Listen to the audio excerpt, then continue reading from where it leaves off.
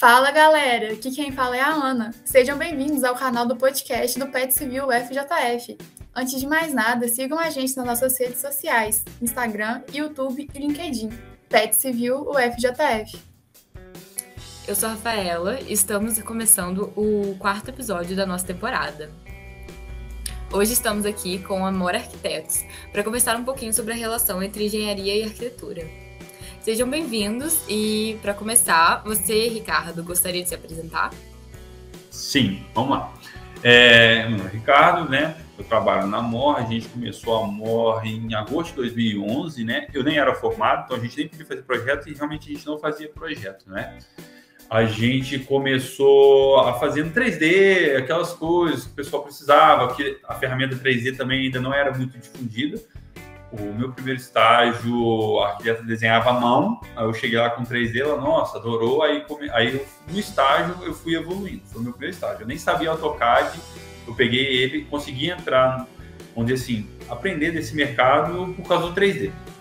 Então a gente fundou a Amor em 2011, eu formei em agosto de 2013. Isso, eu entrei em 2008, formei em agosto de 2013. Então tá dando de formado aí mais ou menos 7 anos, né? Se eu não me engano. 7 anos? Por aí.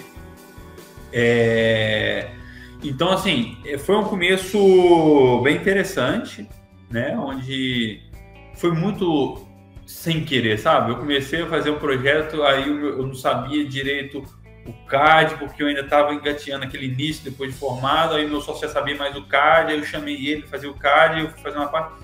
Isso foi crescendo. Então foi um negócio que hoje a gente está fazendo muitos projetos, temos vários projetos em condomínios, vamos dizer assim, mais consolidados de fora, Alphaville, o Esteloto está começando, mas foi um processo que durou aí 10 anos, né?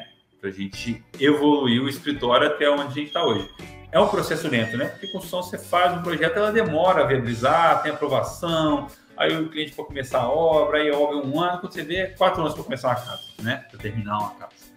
Então, assim, nesse tempo a gente tem até poucas casas em relação ao que a gente faz hoje, que já é bastante até, mas já temos muitos projetos aí, tá? Eu formei também, foi no SES, tá? Eu acho que só existia o F e SES na época de arquitetura, aí eu fiz a minha formação lá. Hoje eu tô com 33 anos, então assim, a gente é arquitetos relativamente novos, né? O meu sócio tem mais ou menos a mesma idade, porque arquitetura é aquela coisa, tudo é longo, né? Nada é curto. Então, assim, a gente está no início de carreira ainda, vamos dizer. Então, tem muita coisa pela frente aí. Bacana. E vocês têm algum engenheiro na equipe de vocês? Não, engenheiro a gente nunca teve aqui. Hoje a gente tem aqui uma parceria, que tem até uma empresa de engenharia instalada aqui dentro, né? Mas é totalmente separado. A gente faz obras também junto com ela, né? A gente fica mais com a parte de arquitetura, ela mais com a parte de estrutura, mas a gente mesmo, no nosso quadro, não tem. É só arquiteto, só faz a arquitetura.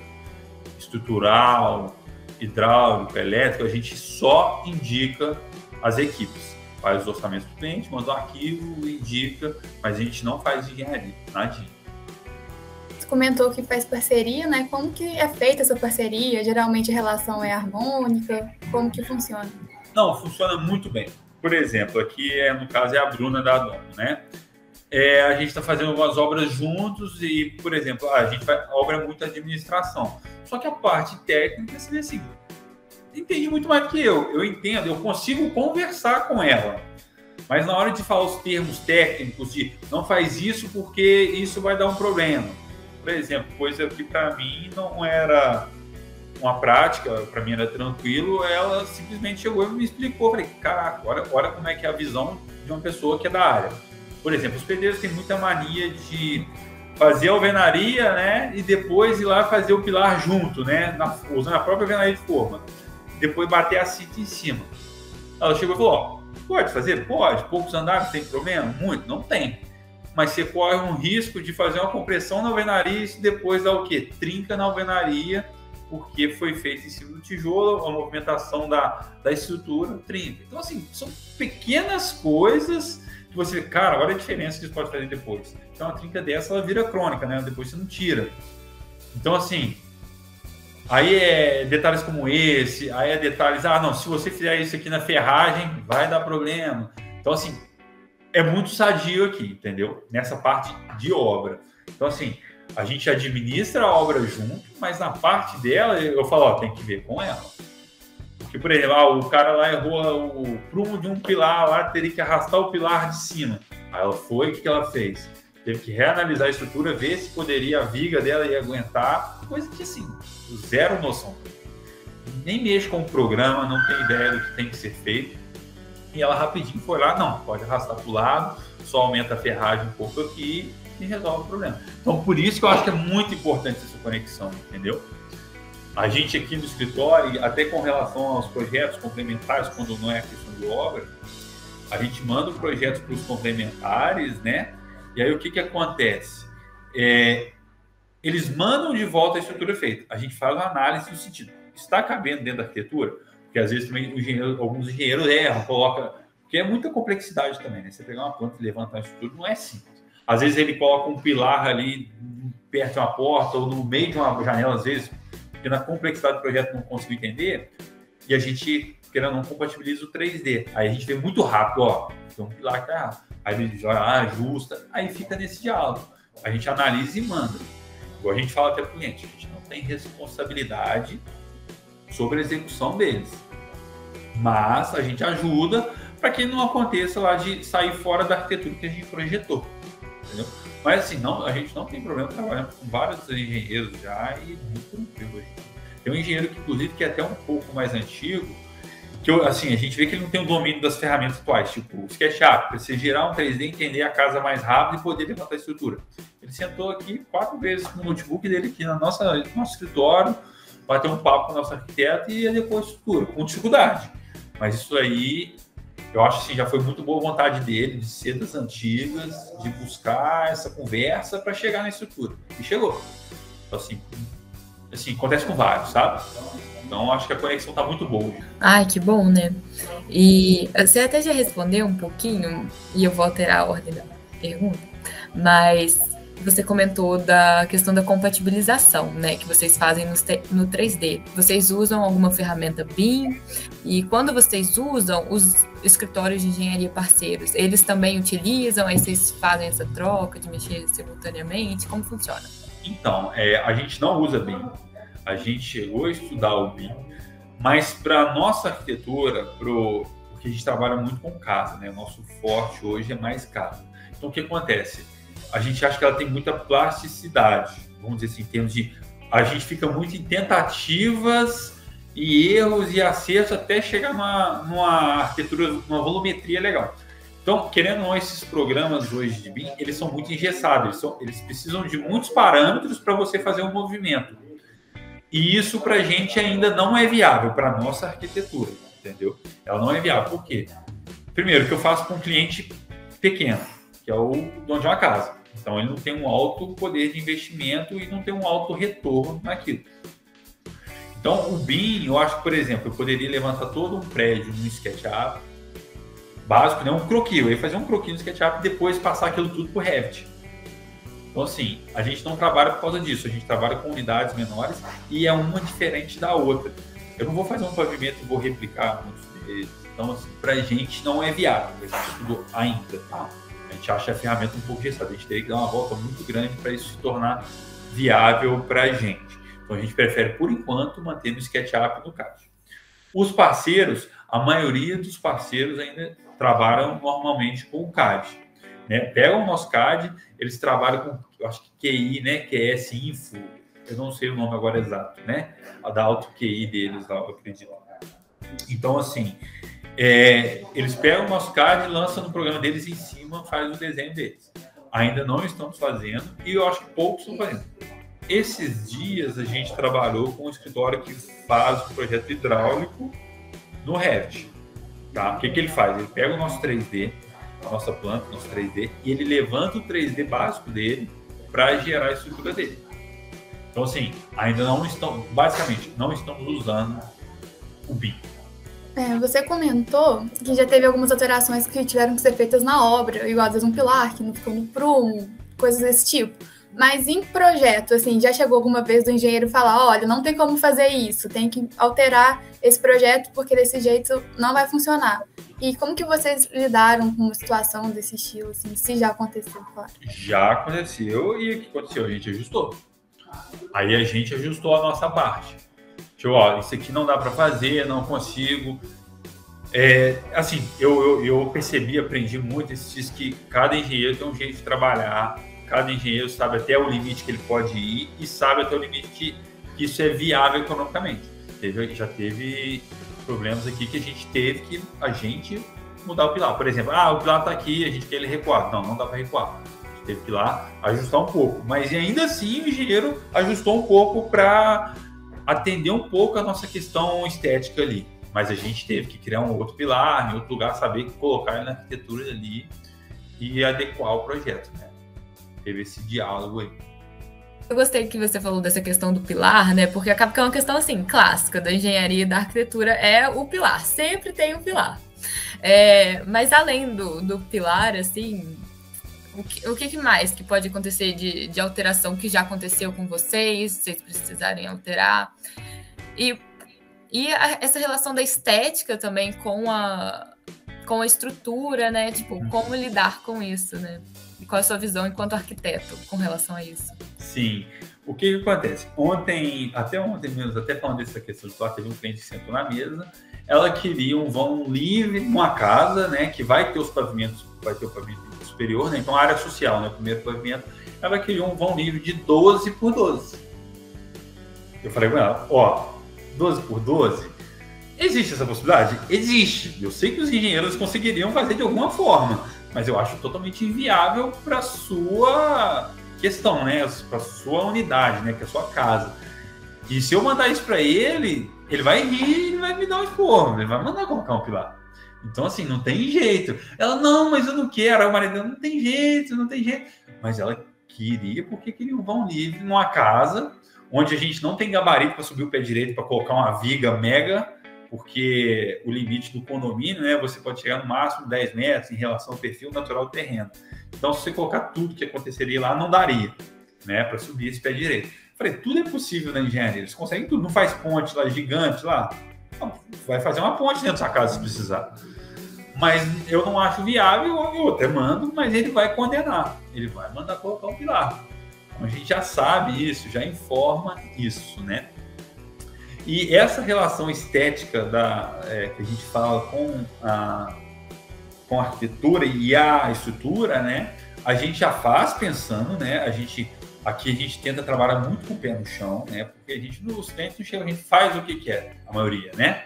Então tem toda aquela consciência, qual que é o valor de metro quadrado, então a gente não tem exageros. Muitas vezes a gente trabalha sabendo com a viga de bordo, aquelas coisas, todinho, a gente já pensa isso no projeto. Aí o que acontece? Na compatibilização, a gente já chega, aí que a gente entra algumas vezes. Por exemplo, você tem lá uma balança de garagem, né? Não exagerado, mas tem um vão grande da garagem. O que acontece? Às vezes o engenheiro, porque em cima da garagem tem um quarto, ele tem que passar com a viga ali dentro. Só que ele não está pensando na estética, normal, porque eu estou pensando na estética, forro, gesso, piso, tudo isso. Aí o que acontece? Ele tem a viga de bordo da garagem, mas ele passa uma viga no meio do mesmo tamanho. O que acontece? Eu não consigo passar com forro ali. Aí a gente às vezes pede, olha só, aqui tem como essa viga interna, você diminuir ela 10 centímetros só para a gente passar com forro direto? Muitas vezes, como eu falei, é difícil para ele entender e ver isso tudo, porque também o projeto arquitetônico é uma carga de detalhes muito grande, e ele tem uma carga de detalhes muito grande em termos de ferragem para resolver aquilo tudo. Então acaba que ele não vê alguns lances. Aí na compatibilização é isso que a gente faz. A gente vai analisando esses dados para quê? Tem como você reduzir a viga? E a maioria das vezes tem, resolve. Principalmente esses detalhes. Aqui essa viga, eu preciso dessa viga aqui com tal altura, porque ela forma a estética da casa. Tem como você botar isso na planta de forno? Ele vai lá, consegue. Então, além da gente já estar pensando nisso, olha esse diálogo, e a maioria das vezes eles atendem. E a conversa não tem problema. Perfeito. a gente está aqui comentando da estética, mas vale lembrar que a arquitetura não é só estética, né? É conforto, é prazer, assim, de estar no ambiente, né? O conforto acústico, térmico, e todas essas coisas estão imensamente relacionadas, né? Você quer comentar um pouco sobre isso? Não, com certeza. Até no nosso processo aqui, é o que eu falo muito com os nossos clientes, né? Inicialmente, a gente tem 3 etapas de aprovação aqui. Primeira etapa, planta baixa, ou seja, nem eu sei o que vai sair da estética. A gente começa pela planta. Ele tem um briefing, né? Porque ele fala tudo que ele quer na casa. Então a gente trabalha com a planta, só planta baixa. Não fala de 3D, não mostra imagem na primeira apresentação. Tem cliente que só aprova o projeto na 6ª versão de planta. Por quê? A gente vai ajustando a planta, a preocupação é o que eu falo com eles. É fluxo, é ventilação, iluminação, se o cômodo vai atender o seu tamanho, o seu gosto, né? O tamanho do cômodo vai atender o seu gosto ou não. Eu falo que eles puxam treino em casa, porque o papel aceita tudo. Então vamos errar no papel aqui. E depois na obra é pior. Então mede em casa. Então a gente só trabalha em planta. Aí depois que ele aprovou, é que a gente vai para a estética. Aí que a gente levanta o 3D e tem essa preocupação estética. Mas é tudo isso. Funcionalidade, sabendo que o vão, igual esse cliente que eu te falei da história do vão, que ela quer o vão livre, ela nem aprovou a primeira planta, eu nem fiz o segundo pavimento para ela. Eu tinha feito uma planta primeiro e segundo, só que eu vi que ela estava com tanta dificuldade de acertar o social dela, a gente decidiu trabalhar só o nível social. E a gente sabe que vai vir uma carga em cima. Ela, não, eu quero isso aqui aberto. Eu falei, já não vai dar, não tem como. Então, assim, nem chegamos em 3D ainda. Porque no 3D, o que acontece? Acaba que no 3D a gente puxa uma varanda a mais, puxa um beiral lá em cima a mais para dar uma estética. Aí que depois vai para o engenheiro e a gente faz essa compatibilização. Então, tem toda essa preocupação técnica antes, de setorização, fluxo, tamanho, porte da casa, custo, esse equilíbrio, depois que é o 3D e depois que é a compatibilização. Entendeu? Então, são muitas etapas. Igual assim, os clientes chegam aqui, quanto tempo você faz um projeto arquitetônico? Ah, se faz 1 mês para mim, 2 meses? Não. O projeto aqui em full time, no mínimo 3, 4 meses. Full time. Só que aí depende do feedback do cliente. Então, eu falo assim, você quer projeto rápido, não faz com a gente. Porque a gente trabalha nas etapas bem definidas e depois tem todo um detalhamento gigante, né? Isso a gente está falando só de estrutura, né? Ainda tem todo o detalhamento ali a gente dá o ponto de tomada para o engenheiro, o ponto de hidráulica para o engenheiro que vai fazer a hidráulica. Então a gente dá todos os pontinhos, tomada alta, tomada média, onde que está a distância da parede. Então assim, o engenheiro no nosso projeto, eu acho que muitos arquitetos já fazem isso, mas tem muitos que não fazem também, tá? E já teve engenheiro que até de outras cidades falou, me dá aí a planta de layout que ele ia fazer o ponto de tomada. Não, a gente faz. A gente faz a iluminação do ponto de tomada. Então ele só calcula o quê? O percurso do conduíte, a bitola do ferro, a bitola do fio e a hidráulica, que geralmente é o engenheiro civil que faz, né? Ele só calcula o quê? Dimensionamento de tubo, respiro de ventilação, né? Para não dar cheiro, retorno. Então, assim, ele não preocupa com ponto. Eu já dou todos os pontos para ele. E ele só preocupa com a parte técnica dele, entendeu? A funcionalidade da casa a gente já preocupa. Tá? Essa parte do ponto de tomada é legal, porque eu sigo alguns arquitetos no Instagram e no YouTube, né? E sempre como é uma questão muito humana também, né? De qual é a melhor utilização que a gente vai ter para aquele ponto, sabe? Qual a necessidade que você tem, né? Por exemplo, perto da cama ou na cozinha. Então, eu acho muito legal, né? A gente ter essa observação para isso. Sim. É por isso acho que antigamente a engenharia era mais forte, sempre foi.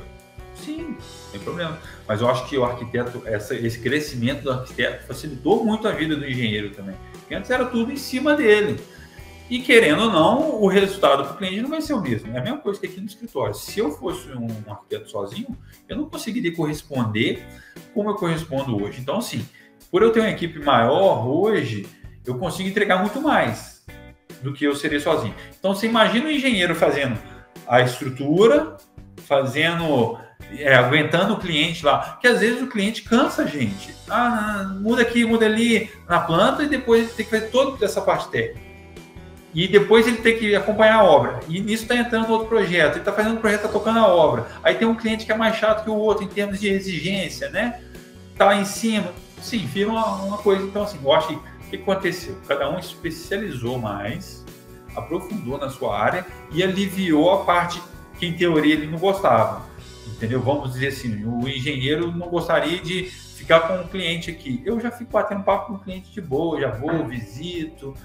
E às vezes o arquiteto, o engenheiro quer só chegar ali, estrutura dele, subir, bater um papo rápido com o arquiteto e vamos embora, entendeu? Então acho que facilitou muito. Cada um fazendo a sua área e especializou mais, melhorou para o cliente, melhorou a construção como um todo, né? Eu acho que a nossa próxima pergunta entra muito no que você já falou, que é, sendo a engenharia e a arquitetura áreas indissociáveis, por que você acha que existe uma rixazinha entre elas, sabe? Eu acho que é passado. Eu acho que vem do passado. Igual eu falei, eu acho que isso vem diminuindo muito. Porque eu acho assim, o engenheiro sentiu a necessidade do arquiteto e o arquiteto sentiu a necessidade do engenheiro. E assim, viu como um facilita o outro. Igual assim, os engenheiros ligam, tem arquivo tal. Nosso projeto, uma vez, um dos engenheiros que faz projetos complementares para a gente aqui, uma das equipes, uma vez ele mandou uma mensagem para a gente. Ó, Ricardo, já fiz projeto para vários arquitetos, Juiz de Fora e região, mas nunca vi um projeto tão detalhado como o de vocês. Estão de parabéns. Por quê? Isso é um facilitador para ele. Porque quanto mais detalhes, mais desenhos, para ele fica mais fácil ele fazer a parte que ele tem que fazer, que é a estrutura.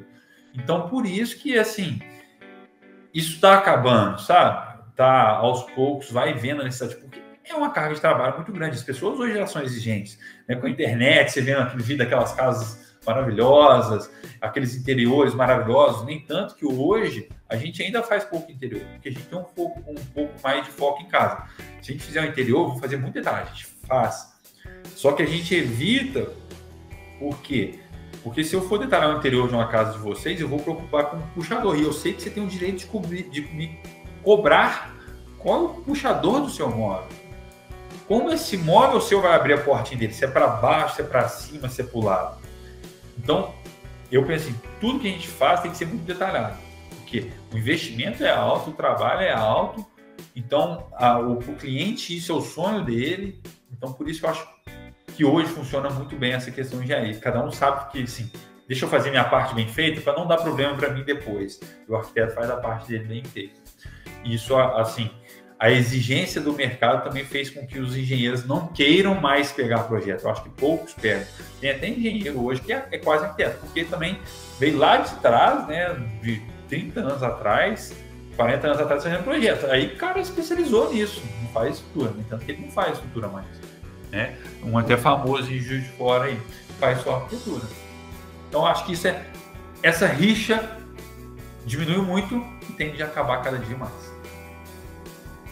Agora, entrando um pouco mais, você comentou no mercado, né, na sociedade em si, muitas pessoas ainda acham que a arquitetura é uma coisa para gente rica, às vezes fica um pouco aquele, não, arquiteto não tem muito dinheiro para contratar, ainda existe um pouco disso, assim, né?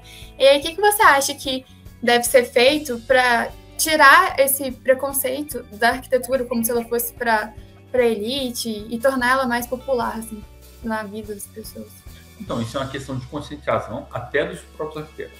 A gente tem um grupo de arquitetos, né, de Juiz de Fora, uma época teve um debate que surgiu, eu não lembro se era da UF, o pessoal, se tinha acabado de formar, que eles chamavam de arquiteto de bolso. No sentido que eles cobravam muito barato, mas eles entregavam pouco. Mas olha só, eu vejo isso como muito positivo. Imagina uma pessoa que tem um barraquinho num morro, mas é uma pessoa que tem uma certa consciência, vou procurar um arquiteto para me ajudar. Esse arquiteto ele não tem dinheiro para me pagar, por exemplo, porque hoje, querendo ou não, nosso acabou que sem querer foi indo para um foco de casas maiores. Então, assim, o meu padrão, ele é para casas maiores. Mas eu achei super interessante esse trabalho. Por quê? Você imagina, eu, quando sento com o cliente, só na conversa eu consigo dar várias ideias boas de soluções funcionais para ele. Então, você imagina uma pessoa que não pode pagar um projeto arquitetônico, mas pode pagar uma consultoria de um arquiteto que vai lá e dá boas ideias. Não, aqui você faz assim, ou faz uma planta baixa rápida, sem ponto de tomada, sem ponto de luz, sem forro, sem 3D, sem realidade virtual. Então, eu acho que isso é uma questão de conscientização. E teve arquitetos no meu grupo que meteu o pau nisso. Eu falei, cara, faz o seu. Atende bem seu cliente. A necessidade do seu cliente. Então, assim, tem clientes que chegam aqui, eu falo... Hoje, a minha apresentação é o seguinte, eu falo para o cliente o seguinte. Eu não gosto, né, de dar orçamento sem apresentar o meu trabalho. Porque existe muitas diferenças do que eu entrego, do que o outro entrega. Não vou falar que eu sou o que mais entrega, pode ter alguém que entrega mais do que eu. Mas eu gosto de falar, ó, eu vou te entregar isso e vou te cobrar isso. Para ele poder comparar o que cada arquiteto está propondo, o que cada arquiteto vai entregar. Teve muitos clientes que já fecharam comigo por causa de assistência. Porque o outro arquiteto demorava a responder, e o cara não, ó, tomando um vinho aqui, eu decidi fechar contigo, porque o arquiteto acabava que tinha que levar filho na escola, não podia me atender, tinha que ir não sei o que, atender o cliente, não podia me atender. Então, assim, existem vários níveis. Eu acho que essa coisa do arquiteto ser caro também tem opções. Eu já falo para o meu cliente, hoje em dia, o projeto, o nosso método, o que eu entrego, a assistência que eu dou, eu não consigo ser o mais barato. E não sou o mais caro de fora. Aí eu falo claramente para ele, você vai achar projetos 5 mil mais barato, 6 mil mais barato, 8 mil mais barato. Aí menos que isso, às vezes, porque às vezes o cliente está pedindo, fala, aí eu já acho um risco. Você não vai ter assistência que você está me pedindo aqui com um projeto mais barato do que tal valor. Então eu acho que existe vários valores, várias entregas e várias assistências. Então eu acho que há arquitetura para todo mundo. E eu acho muito legal. Tem gente que foca nisso, arquiteto que foca nisso, no ganhar pouco e entregar pouco. Mas esse pouco já é gigante para aquela pessoa que tem pouco dinheiro. Então eu acho que é um equilíbrio. Então, isso aos poucos, eu acho que isso tem que ser difundido. A arquitetura é para todos. Igual assim, não existe nada caro. Eu sempre brinco, né? A gente que é pobre para não pagar o que é caro. Vou brincando, né? Então, assim, eu sou pobre em relação ao milionário, eu sou rico em relação à pessoa mais humilde. Então, assim, tudo existe um mercado, existe uma necessidade. Então, é questão de alguém aproveitar, que tem gente que está aproveitando, e de divulgar. A arquitetura é para todos. Tem vários níveis de entrega, tem várias assistências, tem consultoria, tem desenhos mais básicos. Para você ter ideia, a prefeitura sempre trabalhou com desenho básico, que é um desenho muito simples, que não tem nível de detalhamento. Prefeitura. Isso está começando a acabar. Até as prefeituras estão começando a ver que tem que fazer contratos com arquiteto para evoluir mais a coisa e tudo mais. Mas eu acho assim, tem um mercado e eu acho que para conscientizar isso é questão de tempo. E essa mídia aí de internet, que as pessoas vão conhecendo a arquitetura, sabendo que é necessário, igual hoje, vamos dizer assim, médico, né? Num geral, todo mundo sabe que se ficar doente, onde que ela tem que ir? Procurar um médico, que seja o SUS. Mas ela tem que procurar um médico. Vamos dizer, pode chegar um tempo, que eu acho que ainda é gradual, né? A gente está engateando nisso. A pessoa vai ver, minha casa está com um certo problema. Quem que eu tenho que procurar? Um arquiteto. E a prefeitura é obrigatório, tá? Toda prefeitura tem essa assistência. Então, em teoria, essas pessoas teriam uma assistência barata de arquitetura e engenharia para suas casas. Vamos dizer assim, defesa civil, a casa está caindo. Quem vai lá? Defesa civil.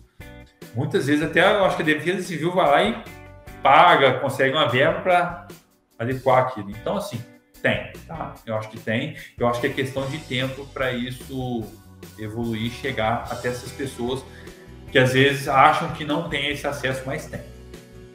Sim, e eu acredito que vai ter pessoas que vão roubar barato e vão entregar um bom trabalho que vai agregar muito para aquela pessoa. Então, Ricardo, eu acho que foram todas as nossas perguntas. Era isso, a gente gostou muito desse episódio com você. Só queria agradecer. É bem bacana ver que já está mudando, né, essa relação do arquiteto com o engenheiro, porque até dentro da faculdade a gente ainda tem uma percepção que ainda vai ser muito preconceito, mas você conversando comigo, com a gente aqui hoje, eu vi que já está mudando muito isso, né? Não, no mercado não vai ter, você pode ter certeza. Isso é muito bacana. No mercado não vai ter essa segregação. Você vai ver, os arquitetos vão precisar de você e você vai precisar deles. Então, assim, a necessidade vai fazer com que isso acabe. O mercado hoje já... Eu acho que talvez ali, ser novos, aquela coisa, diferença de curso, tem aquela rixazinha ali, não só de arquitetura e engenharia, mas de todos os cursos. Acaba que tem aquela coisa, vamos aqui, a gente é da engenharia, mas depois disso no mercado, o mercado exige que isso acabe. Mas isso é muito bom, né? Porque, você comentou, cada um tem sua importância, cada um tem seu trabalho. Foi bem bacana ter essa conversa e ter essa nova percepção do mercado atual. Não, bacana, eu também agradeço. É legal bater esse papo. Ouvir de vocês também essa parte, como que tá ali, esses receios. E é muito interessante falar, eu acho que é esclarecedor para todos os lados, né? Para mim também é muito gratificante ouvir de vocês também esses pontos aí. Essa parte que você falou do curso, é muita percepção que a gente tem, né? Porque é muito separado, assim, a engenharia da arquitetura, pelo menos na UF, né? E as nossas grades, assim, quase não coincidem em nada, a gente não tem nada junto, sabe? A gente não faz nada junto na arquitetura, E é isso, eu acho que é algo errado, talvez isso poderia ser integrado. Mesma coisa, não só no curso de medicina, outras áreas também de arquitetura e engenharia, devia ter melhor essa conexão. Por exemplo, vamos fazer aí a gente tem muito o PA, né, que é o projeto de arquitetura lá do período. Não, vamos ter que fazer isso integrado com a equipe de engenharia aqui, dos engenheiros, dos estudantes de engenharia, tem que fazer integrado com eles. Projetos de integração. Já começar isso da faculdade, talvez isso já ia acabar aí, que aí você ia ver necessidade de cada um. Opa, eu preciso dele, entendeu? E gerar essa conexão mais amigável. Mas isso, assim, está acabando e o mercado vai mostrar para vocês que não tem como. Vocês não vão fazer arquitetura e os arquitetos não vão fazer engenharia. Então, isso vai gerar uma necessidade de um do outro. Então, isso vai ter que acontecer. Perfeito. Show? Muito obrigada, viu, Ricardo? Foi ótimo. Bem, gostaríamos de agradecer a presença e a disponibilidade de você, de ter tirado um tempinho para termos essa conversa, e temos certeza que ajudou muita gente a tirar suas dúvidas entre a relação da engenharia com a arquitetura. Então é isso, pessoal. Nosso episódio vai ficando por aqui. Mas como você já percebeu, essa conversa incrível ainda não acabou. Fiquem ligados na nossa playlist para conferir os próximos episódios da nossa temporada. Para não perder nenhuma novidade, não se esqueça de nos seguir nas nossas redes sociais. Até a próxima!